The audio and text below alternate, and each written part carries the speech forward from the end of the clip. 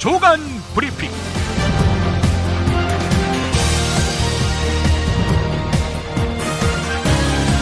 (2016년 5월 30일) 월요일입니다. 반기문 유엔 사무총장이 중앙일보의 차기 대선주자 지지도 조사에서 1위를 나타냈습니다. 반기문 28.4, 문재인 16.2, 안철수 11.9, 박원순 7.2, 김무성 4.2%로 나타났습니다. 주목되는 점은 국민의당 지지층 중에서 19.6%가 이탈해서 반기문 총장을 지지한다고 응답했다는 것입니다. 반기문 총장이 안철수 대표의 기존 지지층을 잠식할 수 있다는 의미지요. 반기문 총장과 문재인 전 대표의 가상 양자 대결 조사도 눈길을 끌었는데요. 반기문 57.2, 문재인 32.5 이렇게 나왔다고 합니다. 안철수 대표와의 대결은 반기문 56.1, 안철수 32.2 이렇게 나왔다고 합니다. 한편 반기문 이미지가 최근 대선 출마를 시사한 후에는 좋아졌다 19%, 싫어졌다 27%, 똑같다 50.9%였습니다. 이번 조사는 중앙일보 조사연구팀이 5월 27일부터 이틀 동안 전국 성인 남녀 1000명을 대상으로 유무선 RDD 방식에 의한 면접으로 조사했고요. 유무선 평균 응답률은 19.4%, 표본 오차는 95% 신뢰 수준에서 최대 플러스 마이너스 3.1%포인트입니다. 광고 듣고 시작하겠습니다.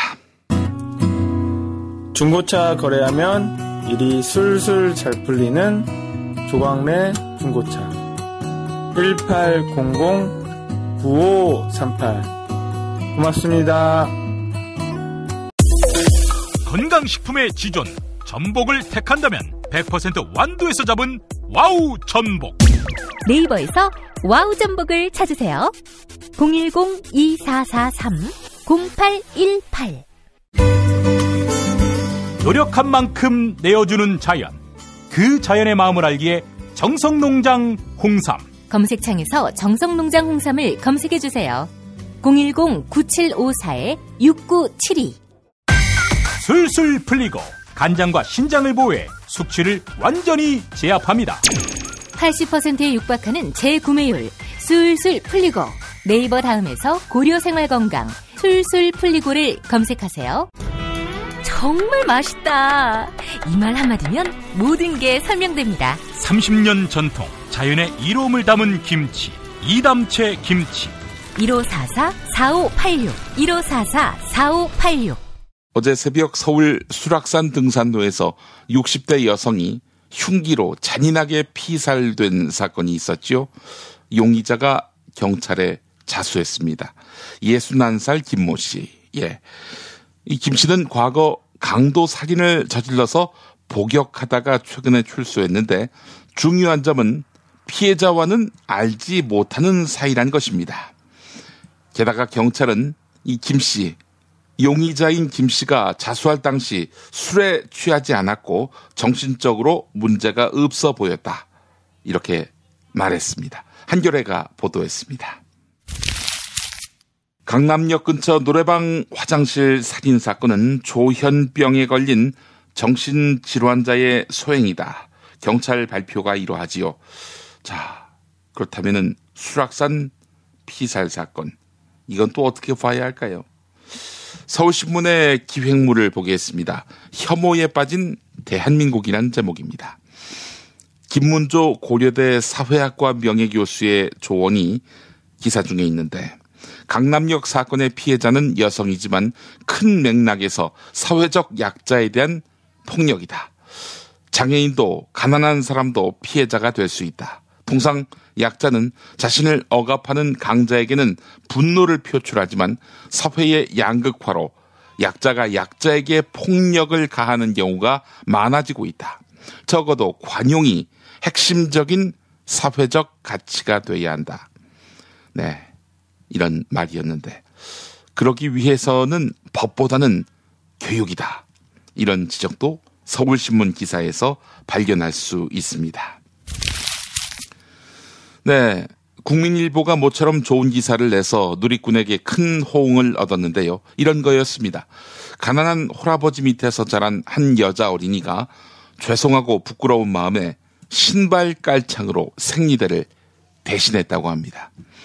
또 다른 여자 어린이는 생리대 살 돈이 없어서 일주일 내내 수건을 깔고 있었다고 합니다. 학교도 못 가고요. 성실한 이 학생이 학교에 나오지 않자 담임 선생님이 찾아갔습니다. 사정을 알고는 이 학생 부둥켜 안고 울었다고 합니다. 국가 통계 포털에 따르면 국내 저소득층 가정의 여학생은 약 10만 명에 달한다고 합니다. 생리대 비용이 한 달에 10,000원 정도 되는데 이 돈을 써야 하는 거 만만치 않습니다. 자, 그런데 업체들은 오히려 가격을 계속 인상해 왔습니다. 비난 여론이 쏟아졌고 끝내 인상하려던 유한 킴벌리는 계획을 철회했습니다. 온라인에서는 저소득층 소녀들의 생리대 후원을 위한 크라우드 펀딩이 진행되고 있습니다. 한겨레 남은주 대중문화팀 기자의 칼럼 생리대 인권, 그 일부를 소개합니다. 69회 칸 국제영화제에서 황금 종려상을 받은 켄 로치의 나 다니엘 블레이크에는 스코틀랜드의 목수 다니엘 블레이크와 가난한 이웃들이 나온다. 소녀 케이티는 마트에서 장을 보고 나오다가 그를 수상하게 보던 경비원에게 불려간다. 케이티의 주머니에서 몰래 넣은 생리대와 여성용 제모기가 나왔다. 케이티의 젊은 어머니는 얼마 되지 않은 생계비로 아이들에게 줄 빵을 살 수는 있었지만 여자로서 자신의 일상을 유지하기 위한 물건들은 살 수가 없었던 것이다. 그가 느껴야 했던 수치심과 망가진 자존감은 과연 누구의 책임인가? 영화 나 다니엘 블레이크에서 다니엘의 이웃이나 관객들이 충격을 받은 이유는 케이티가 통조림이나 생리대를 훔칠 때까지는 아무도 그가 그토록 배고프고 곤궁한 상태인 줄 몰랐기 때문이다. 현실에서 한국의 청소년들 마찬가지다. 생리대 자체가 너무나 중요하고 은밀한 문제여서가 아니다. 많은 헌법학자들은 수치심은 인간 존엄성을 저해하는 감정이며 시민이 수치심을 겪지 않도록 보호하는 것은 사회의 의무라고 주장한다. 생리대는 복지가 아니라 인권이다. 복지 항목들이 인간 존엄성을 지키기 위한 요소들로 설계되어 있는지 세심히 살펴야 한다. 이런 내용이었습니다. 오늘부터 20대 국회가 시작됩니다. 이젠 당선자 꼬리표를 떼는 것입니다. 더불어민주당은 20대 국회 개원과 함께 국정원, 검찰, 경찰 관련 제도를 대폭 손질하는 권력기관 개혁과 역사교과서 국정화 금지 등을 추진하기로 했습니다.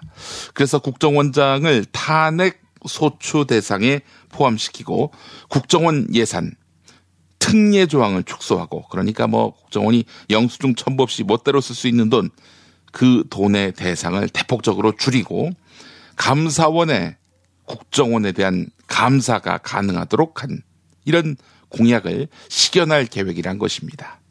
더불어민주당은 이번 총선을 통해서 관련 법안을 추진할 인적 자원도 과거에 비해서 풍부해졌는데요.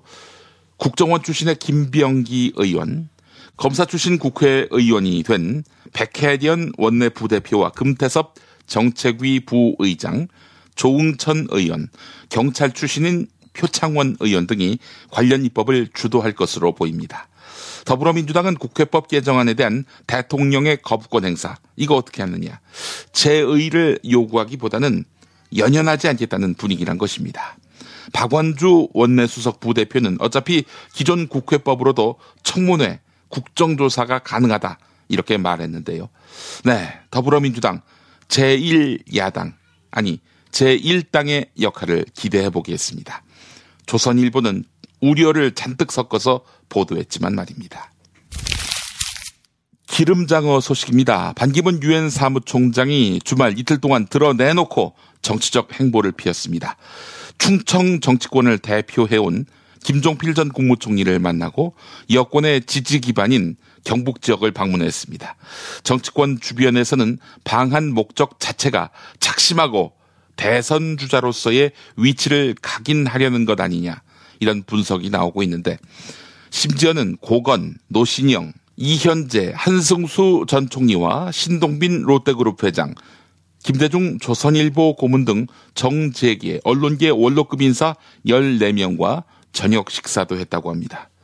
김대중 씨하고는 무엇으로 만났는지, 당연히 우려가 적지 않겠죠. 특히 지역주의에 기대는 듯한 행보에는 비판이 적지 않습니다. 한 새누리당 서울지역 의원이 한 말, 유엔이라는 국제기구의 수장이라는 분이 스스로 김종필 전 총리를 만나서 충청 대망론이라는 지역 감정을 부추기고 경북 지역을 방문해서 지역 정서에 기대고 있다. 전형적인 구태 정치다. 이렇게 말했습니다. 반기문 총장의 말과 행동이 너무 앞서서 검증에 일찍 노출되고 향후 있을 수 있는 정계 개편 과정에서 자칫 친박계 후보로 고립돼 버릴 것이라는 그런 우려도 있습니다. 한겨레가 보도했습니다.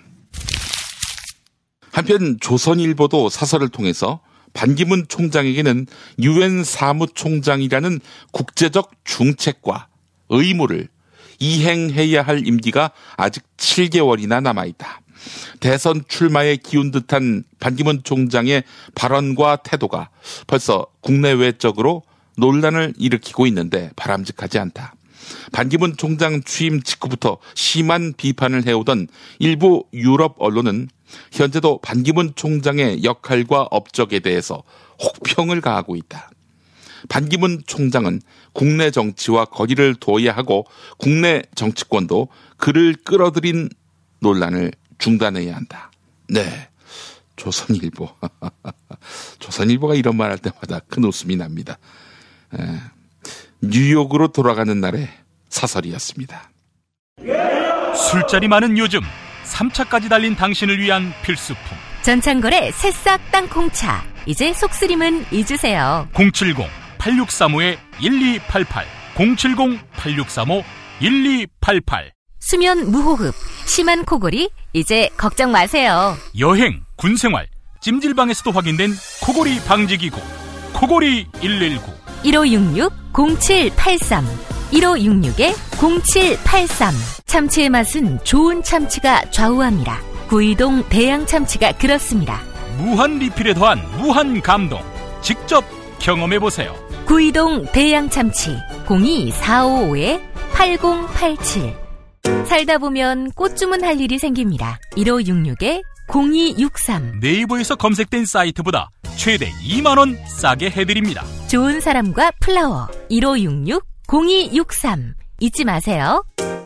한우 사고를 집어넣고 24시간 팔팔 끓인 곰탕, 연지연 곰탕. 어린이부터 노인까지 누구나 좋아하는 건강식 연지연 곰탕. 택배로 신청하시려면 010-7252-1114.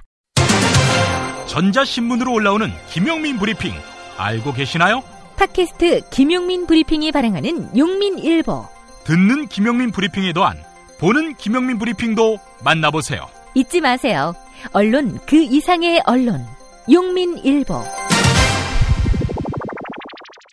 김현철 인제대 통일학부 교수의 한겨레 칼럼, 개성공단 기업만 울어야 하나, 이걸 보겠습니다. 개성공단이 문을 닫은 지 벌써 100일이 넘었다. 아무것도 하지 않고 시간이 흐르면 개성공단은 죽는다.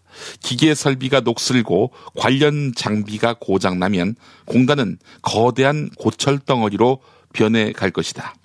기업들은 장마철이 오면 공단이 침수될 것이라고 걱정한다. 왜 기업들만 그런 걱정을 해야 하는가? 정부와 공기업들은 자신의 자산을 그냥 버려도 되는가?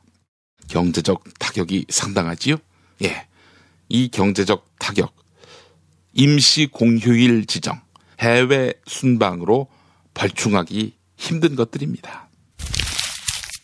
경향신문에 물 건너간 박근혜의 정부 474, 이런 제목의 기사 소개하겠습니다.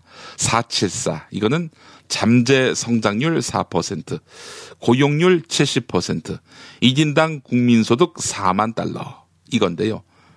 경향신문은 이 가운데 단 하나도 달성하지 못할 것으로 보고 있습니다. 앞서 이명박 정부도 747, 경제성장률 7%, 1인당 국민소득 4만 달러, 그리고 7대 경제 강국. 네, 이걸 공언했었는데요. 하나도 이루어지지 못했습니다. 경제 여건 변화를 외면한 고도성장 시대의 공약으로 집권한 이명박근혜의 정부가 목표치 달성에 잇따라 실패함에 따라 경제정책의 대전환이 필요하다는 그런 지적이 나옵니다. 이런 방식이었죠. 국가가 목표를 제시하고 단기 부양책을 써서 경제 성적표를 끌어올리면 그 훈기가 민간으로 내려간다던 그런 논리. 네, 그런 논리가 가능했던 시대는 끝났다는 의미입니다. 당선을 위해서 앞뒤 재지 않고 던지고 보자는 식의 대선 공약도 혼란을 부채질한 원인입니다.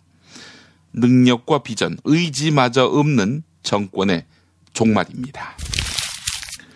서울중앙지검 가습기 살균제 특별수사팀은 금주 중에 존 리 전 옥시 대표에 대해 구속영장을 청구할 방침입니다. 현재 구글 코리아 대표지요.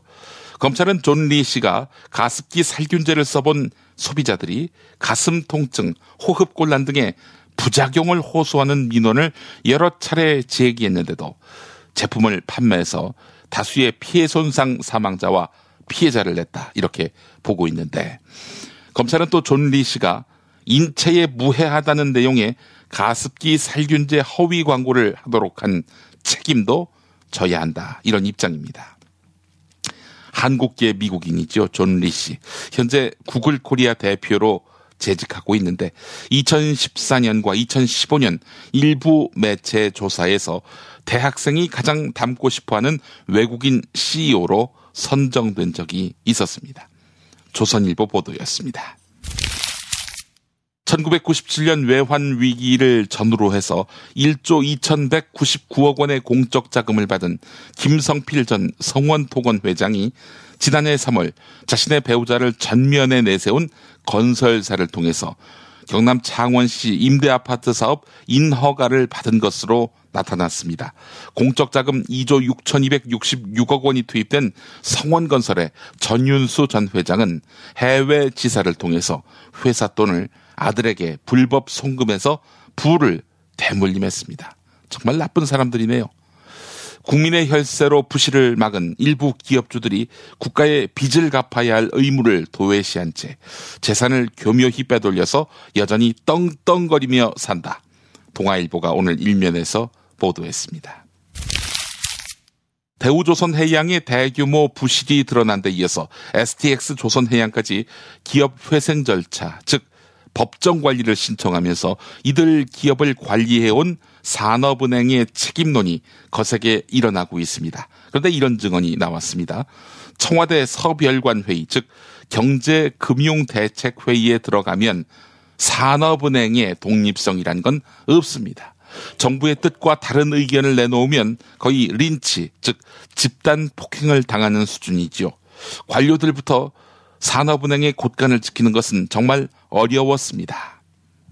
한국일보와 인터뷰를 가진 전직 산업은행 고위 인사는 적어도 정부는 산업은행 책임론을 제기해선 안 된다, 이런 입장을 내놓았습니다. 익명을 요구한 이 인사는 대우조선, STX조선 등의 지원 과정에 깊숙이 개입한 핵심 인물입니다.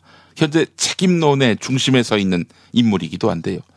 정부가 다른 주체들과 함께 산업은행 책임론을 제기하고 있는데 정부가 그렇게 지원하도록 해놓고는 이 산업은행한테 다 뒤집어 씌우는 꼴이거든요. 정부 스스로 져야 할 책임이 훨씬 더 크다, 이런 이야기입니다. 인천 연수구 국민안전처 소속 해양경비안전본부. 네, 과거에는 해경으로 불렸던 곳이죠. 구 해경 건물 9층 복도, 두 남성이 보안구역이라고 적힌 사무실 인근에 돗자리를 깔고 있다고 합니다. 그들은 해경이 아닙니다. 4.16 세월호 참사 특별조사위원회 조사관들입니다. 특조위 조사관들은 하루 2교대로 불침번을 서고 있습니다. 한 특조위 조사관은 해경 5명이 항시 감시하면서 화장실 입구까지 따라다닌다 이렇게 말했는데요. 해경본부 측은 외부 지침에 따라서 1층 외에는 들어올 수 없다 이러면서 평소와 달리 9층에 대한 기자들의 출입을 막았습니다. 해경본부 9층 보안구역에는 해경과 군의 교신 내용이 있는 주파수 공용통신 TRS 서버가 있습니다. 특조위는 세월호 참사가 발생한 2014년 4월 16일부터 수색이 종료된 그해 11월 11일까지의 교신 내용이 담긴 TRS 서버를 해경에 요구하고 있습니다. 박근혜 정부가 활동기한 종료를 한 달여 앞둔 특조위의 조사를 피하려는 정황이 곳곳에서 포착되고 있는데 TRS 서버 제출을 거부하고 있는 해경본부만이 아니라 해양수산부와 목포해양경비 안전서까지 특조위 조사에 대해서 비협조적으로 나오고 있는 것입니다. 증거를 은닉하는 자 바로 범인이다. 이건 상식에 가깝지 않습니까? 그나저나 세월호 특조위 반민특위가 연상됩니다. 그 비운의 반민특위 말입니다. 경향신문이 보도한 내용이었습니다. 한국보건사회학회 학술지가 있습니다. 보건과 사회과학. 이 학술지 최신호에 수록된 고려대 보건과학과 박사과정생 박주영 씨의 논문 해고자와 복직자의 건강 비교, 이에 눈길을 끕니다. 지난해 5월 기준 이전 1년 동안에 쌍용차 해고자의 89%와 복직자 62%가 두통과 눈의 피로를 호소했고 해고자 88.6%와 복직자 67.1%가 전신 피로를, 해고자 74.8%와 복직자 30.1%가 우울과 불안 장애를 느끼고 있는 것으로 나타났습니다. 해고자의 경우 일반 노동자보다 우울, 불안 장애가 무려 49.8배, 두통은 5.2배, 전신 피로는 4배에 달하는 것으로 나타난 것입니다. 복직자 역시 일반 노동자의 건강 상태와는 큰 차이가 납니다.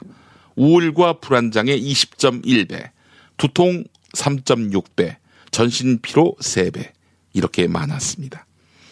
연구는 지난해 5월과 6월 금속노조 쌍용차 지부가 벌인 설문조사 중에 해고자 140명, 복직자 176명에 대한 자료를 활용했고 2011년 제3차 근로환경조사 중 자동차용 엔진 및 자동차 제조업 집단을 일반 노동자로 상정해서 비교했습니다.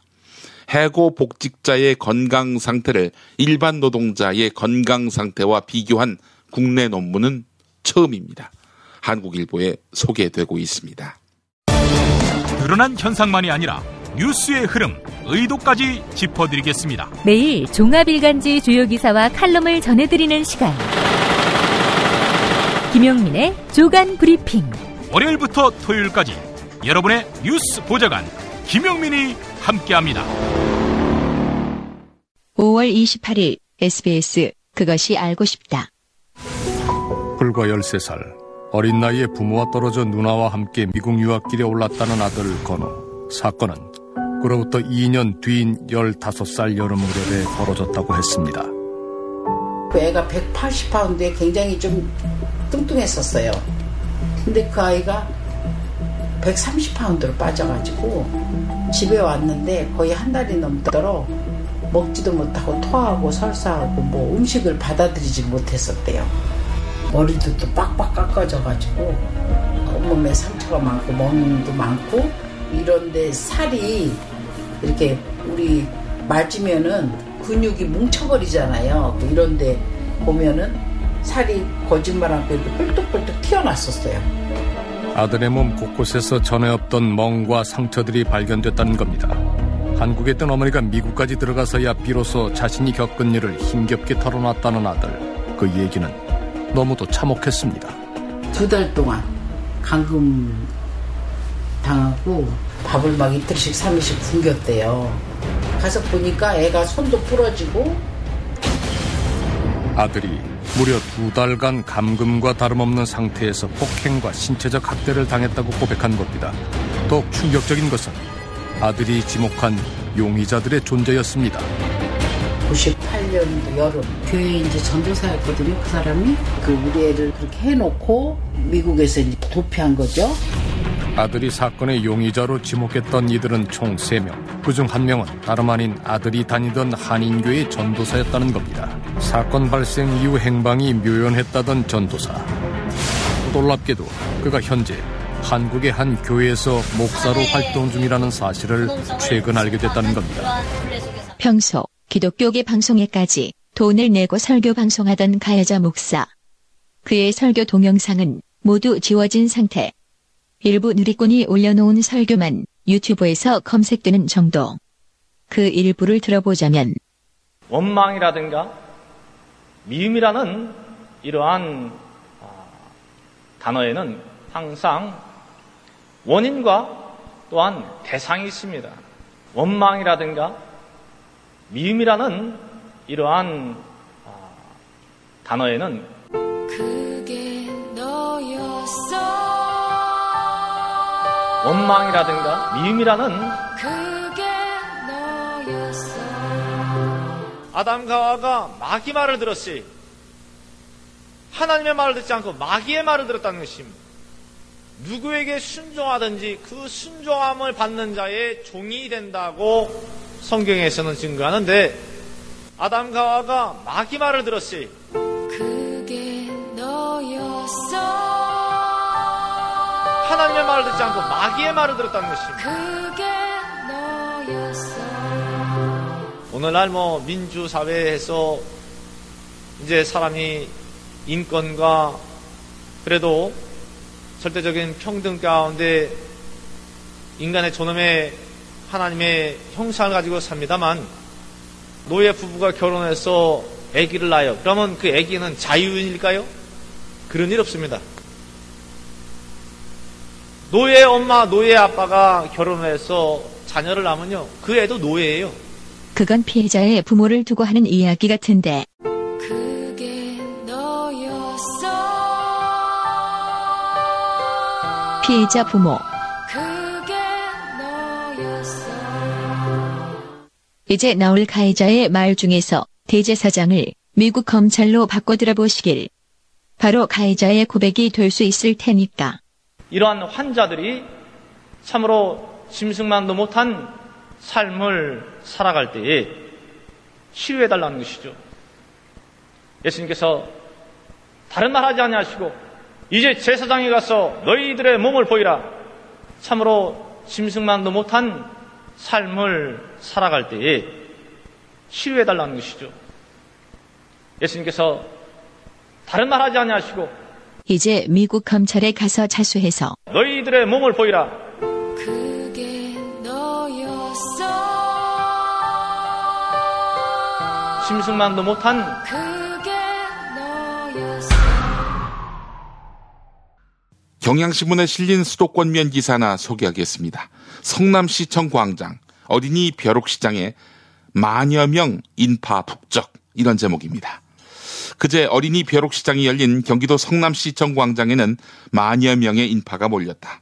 3,000여 제곱미터의 시청 광장은 따닥따닥 펼쳐놓은 꼬마 상인들의 돗자리 상점들로 발 디딜 틈이 없었다. 인터넷을 통해서 물품을 사전 등록한 어린이들은 자발적으로 부모와 함께 직접 꾸민 가게 팻말을 내걸고 장을 펼쳤다. 곳곳에서 물건값을 흥정하는 어린이들의 모습이 눈에 띄었다. 꼬마 상인들은 집에서 가져온 물품을 가지런히 진열해놓고 목소리를 높여가면서 손님을 끌어모았다. 종류는 다양했다. 행사에 참여한 어린이와 부모들은 물건을 사고 팔면서 자원의 소중함을 다시 한번 느꼈다고 말했다. 올해는 9월쯤에 한 차례 더 열릴 예정이다. 살거리, 배울거리, 볼거리, 먹을거리 등 풍성한 행사로 한 번 열릴 때마다 만여 명이 찾는 등 성황을 이룬다. 미래의 주인공인 어린이들이 실물 경제를 직접 체험하고 자원의 소중함과 나눔의 미덕을 배우는 행사로 평가받고 있다. 행사 이익금 중 10%는 자율적 기부를 통해서 불우이웃을 돕는 데 쓴다. 팔고 남은 물품은 사회복지시설에 기증된다. 네, 성남에서 벌어진 일입니다. 조간 브리핑 마치겠습니다.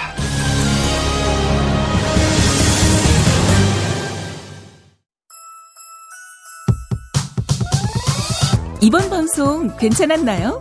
작별의 여운 이렇게 표시해주세요.